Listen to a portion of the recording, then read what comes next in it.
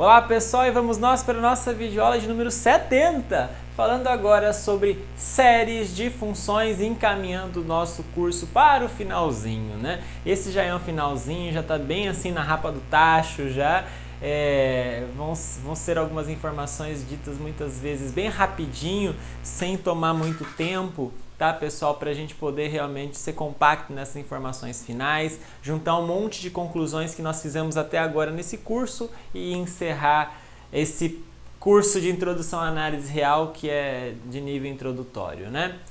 Primeiro, vamos falar então o que é uma série de funções e falar do conceito de convergência. Nós já falamos tanto sobre essas coisas e agora as coisas saem com mais naturalidade.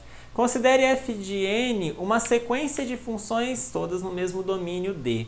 Nós definimos uma série de funções como sendo o seguinte, olha, como é que nós definimos uma série de funções de 0 a infinito ou de 1 a infinito, tanto faz.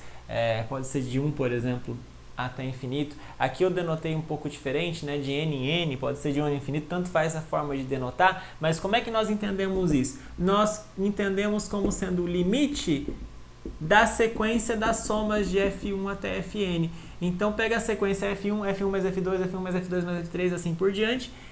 Então cada uma dessas somas forma então uma sequência, essas somas todas formam uma sequência, e você faz o n tender a infinito. Este limite é o que nós chamamos, esse limite de sequências de funções, que são essas somas, é o que nós chamamos de série de funções. Isso pode ter um valor, isso pode não ter. Isso pode ser uma função, isso pode não ser. Isso pode convergir ou não.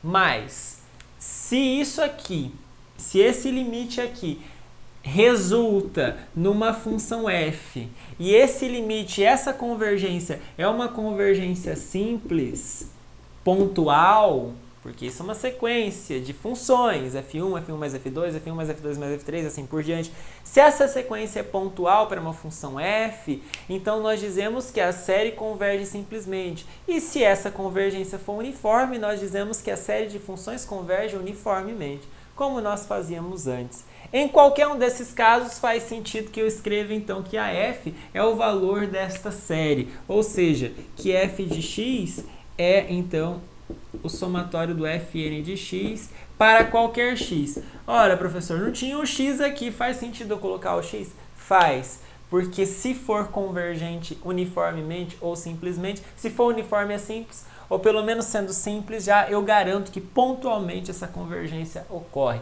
F de x é igual a fn, a série das fn de x para qualquer x. Perfeito? Devido às propriedades que nós conhecemos para convergência de funções, nós podemos agora apenas enunciar algumas propriedades para a série de funções que seguem diretamente de resultados que nós já falamos ou demonstramos nas últimas videoaulas. Primeiro, se as fn's forem todas funções contínuas num certo ponto e esta série convergir uniformemente para uma função f, então a f também tem que ser contínua em A. Então, se cada uma dessas daqui é contínua e eu sei que esta convergência aqui é uniforme, não tem como a f não ser contínua. Outra coisa, se as fn's são uma sequência de funções contínuas, não negativas, então fn de x é maior ou igual a zero para todo x. Definida no intervalo fechado, definidas todas no intervalo fechado. E nós sabemos que essa convergência é simples, então posso concluir que essa convergência também é uniforme.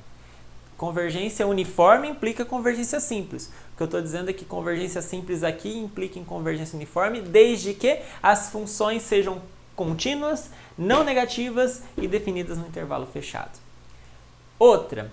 Se nós soubermos que as funções fn todas são integráveis, ou pelo menos contínuas, que já me garante a integração, definidas no intervalo fechado, e as fn's convergirem uniformemente para uma função f, não são as fn's, desculpa, é o somatório, tá bom? É o somatório aqui, não são as fn's. E eu sei que a f é igual a fn uniformemente, é isso que eu quero dizer. Então, essa função f dada pela série é integrável, e a série da integral é igual à integral da série, eu posso separar. Isso é consequência do primeiro teorema que nós vimos na videoaula anterior, tá certo? Mas ó, vejam só que tem um detalhezinho aqui mal escrito, não são as FNs que convergem uniformemente para F, é esse limite, ou seja, é a série que converge uniformemente para F, ok? E outra coisa, agora a questão da derivada também consequência do segundo teorema que nós mostramos na videoaula anterior. Se nós tivermos uma sequência de funções de classe C1, Fn, de modo que esta série dos Fn's converge uniformemente, não sei para quem converge uniformemente, na verdade está errado de novo aqui, eu acho que eu fiz um pouco corrido esses slides, de modo que a série aqui, pessoal, das Fn', está faltando uma derivada. Então, se você tiver uma sequência de funções Fn de classe C1 de modo que a série de funções das Fn', imagina que tem uma linha aqui, converge uniformemente, eu não sei para onde, mas converge uniformemente. E se existe um C no intervalo fechado AB, que é domínio dessas funções, de modo que esta série numérica, que é uma série numérica porque está calculada no ponto C, converge, então a série de funções das Fn's também converge uniformemente a uma função f.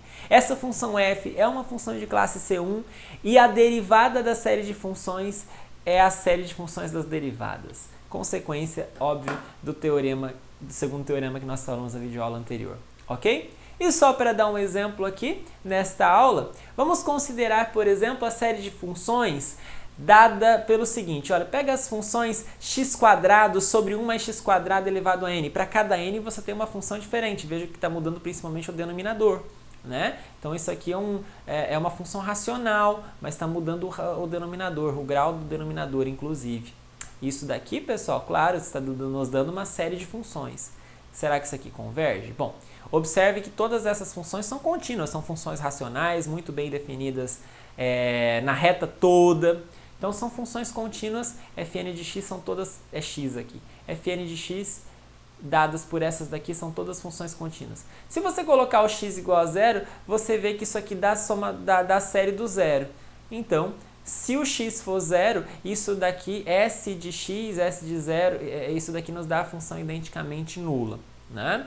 Agora, se o x não for zero, esta série ela vai convergir simplesmente para a função 1 mais x². Aqui ficam os detalhes para você fazer. Dado qualquer x diferente de zero, isso converge simplesmente a 1 mais x². Aqui ficou meio estranho, né, falar que a função é identicamente nula. O S de zero é zero mesmo. Agora, se o x não for zero, isso daqui realmente converge para a função 1 mais x². Tá? Ou seja, conclusão. Se o x for zero, então o S de x, essa série de funções vale zero. Mas se o x não for zero, essa série de funções vale 1 mais x². Vocês estão vendo que isso é uma função. No zero vale zero, fora do zero vale 1 mais x². Então essa série, na verdade, corresponde a essa função. E vocês podem ver claramente que essa função perto do zero não tende a zero. Então essa função f não é contínua. Como essa função S não é contínua, significa que esta série de funções não é contínua. Mas todas as funções aqui eram contínuas. E a série resultou numa que não é contínua? Quando isso pode acontecer? Isso só pode acontecer se a convergência não for uniforme. Então, por mais que essa seja uma convergência, essa é apenas uma convergência pontual. Não é uniforme, porque se fosse uniforme, a série de funções resultaria em uma função S de x que é contínua. Ok? Então, com isso, nós terminamos esta videoaula. Desejo a você bons estudos e até a próxima videoaula.